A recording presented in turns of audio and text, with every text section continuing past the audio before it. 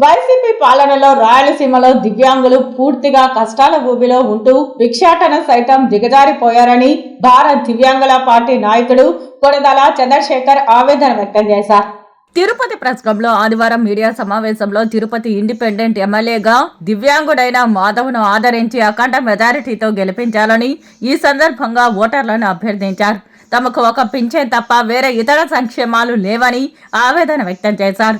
ఇళ్ల స్థలాలు కూడా ఇస్తామని హామీ ఇచ్చి మొండి చేయి చూపించారని ఆరోపించారు. తమను ఓటు బ్యాంకుగా చూస్తున్నారే గాని మాకు ఇచ్చిన మాటలను నేతలు నెరవేర్చడం లేదని దుయ్యబట్టారు. ప్రభుత్వాలు ఏర్పాటు చేసినటువంటి పాలకులంతా కూడా దివ్యాంగులను ఓటు బ్యాంకుగా మాత్రమే చూడడం జరిగింది.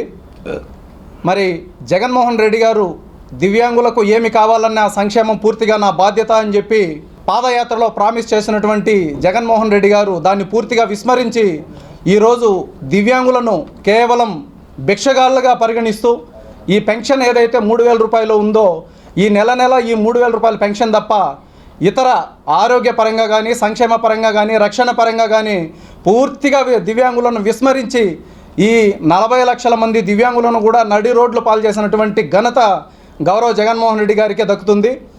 ఇప్పుడు రాయలసీమ జిల్లాలో ఉన్నటువంటి ఆ చిత్తూరు, అనంతపురము, కడప, మదనపల్లి ఏరియాలోని దివ్యాంగులు ప్రతి ఒక్కరూ కూడా ఈరోజు ఎక్కడున్నారు, వాళ్ళ జీవన విధానం ఎక్కడ అంటే కేరళ, కర్ణాటక రాష్ట్రాల్లో ఉన్నటువంటి ముఖ్యమైన దేవాలయాల దగ్గర భిక్షాటన చేస్తూ ఈ రాయలసీమ ప్రాంత దివ్యాంగులందరూ కూడా కేవలం భిక్షాటన జీవనాధారంగా చేసుకొని బ్రతుకుతున్న మాట అక్షరాల వాస్తవం, సత్యం ఇది.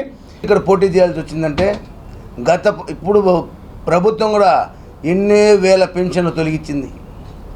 వికలాంగులకు ఇదే తిరుపతిలో కాలనీ అనేసి ఎన్నో హామీలు ఇచ్చినారు. కనీసం వాళ్ళ ఇంటికాడ కుక్కగా కూడా చూడటం లేదు ఈరోజైతే పాలకులు.